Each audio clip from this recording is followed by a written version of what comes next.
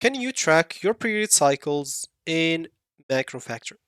So as of now, MacroFactor does not have a built-in feature specifically for tracking the period cycles. However, you can still track your cycle manually using nodes or custom tags to help you basically correlate the hormonal phases with changes in weight, appetite, energy, and more. So how can you do it? Of course, here's an example.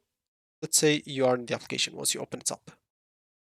So let's say, example, I am on Tuesday today, and I want to basically add a note right now in this day so I can keep track of that. Because as I said, it's not a built-in feature. You'll basically have to do it manually. Of course, you can do it in any other notes app application if you just don't want to do it in MacroFactor. It might be easier for you. But if you're using this application much and you just want to implement this in the application, it will be good as well.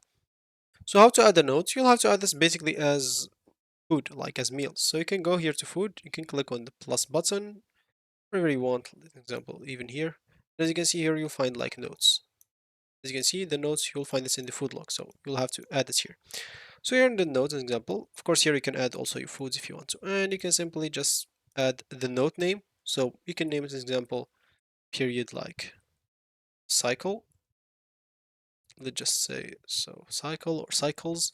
And here, an example, you can, of course, you don't need to choose normally the day because like it will be saved within the Tuesday. So if you go as an example here, you'll not find the same note. If you go to tomorrow, you'll find this. So as an example, like you can add here today period like cycle.